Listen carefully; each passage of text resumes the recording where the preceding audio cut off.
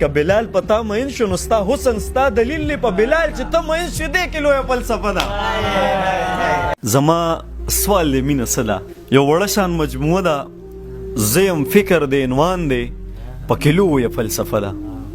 یا خو ځان پوهول غواړم یا خو ستا اصلاح کولی، ستا د ذهن حاتیله دا ګندره سیشلولی. زما سوال دی مینه څه ده؟ بس جانان دی ورمان دی که د زلفو لاندې خوب دی، د بڼو په تیره سکو ځان له زړونه غوسولی، که د سرو شونډو لمبو کې ځان په زوره سوځولی، که د سترګو کویکاب کې روکېدلی او که نه د جانان غېږ کې ارمانونه رجېدلی. نه جي دا خو مینه نه ده، دا خو ژوند سره تړلې څه کیسې دي معاملې دي. که منصور مې سر په دار شي زه به بیا هم رښتیا وایم.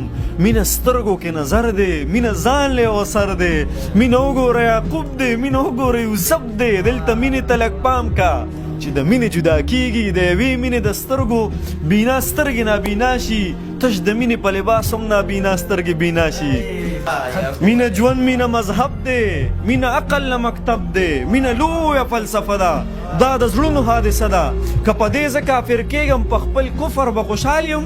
زما یار زما ایمان دی، زما یار زما سجده ده، د جانان سترګې چې نه وي نه کعبه نه مدینه ده. مینه حسن باندې نه ده، که بلال پتا مین شو نو ستا حسن ستا دلیل دی په بلال چې ته مین شې دې کې لویه فلسفه ده. مینه رب سره اسمان کې دوه په دوه مباحثه ده. مینه په بوراک کې چې په خپو کې د جانان مې غوړېدلی وزر پروت دی. مینه نیمه شپه کې د خپل یار سره رشته ده. مینه یخ بادونه نه دي، ابراهیم علیه السلام. مینه یخ بادونه نه دي، دا د اور یوه لمبه ده، دا چې سرې به سر کې وینې دا په مینه شین جنت دی. غرغنډې چې پرې بلیږي او دننه شنه باغونه، دا سبل څه نه د نمرود دور کیسه ده. مینه څه ده؟ دا په ځمکه اسمان نه ده. بس چې ځان درته سینګار کړي، د غنمو یو دانه هم پیغمبر په ځان مین کړي. مینه دومره لیونی شي د غنم په بدله کې جنتونه کړي قربان.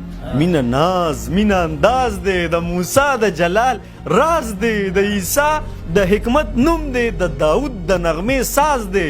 مینه رنگ دی، مینه شلنګ دی، د خواجه د رباب ټنګ دی. مینه رنگ دی، مینه شلنګ دی، د خواجه د رباب ټنګ دی. مینه بوت، مینه کالبوت دی، هر کافر د دې ثبوت دی. مینه دومره ړوند احساس دی چې د تور کاڼي نه جوړ بوت په سرې مینې سور کافر ته د هما واړه دنیا نه قدردان پروردګار شي.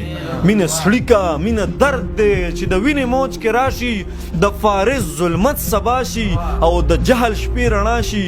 یو بېنومه محبت ته ستا شعور کې عقل راشي او وجود دې هم فنا شي. ای زلمیه ستا په مرګ به محبت د ژوند بقا شي. بس هم دا به محبت وي چې د مرګ را پیدا شي، چې د مرګ را پیدا شي.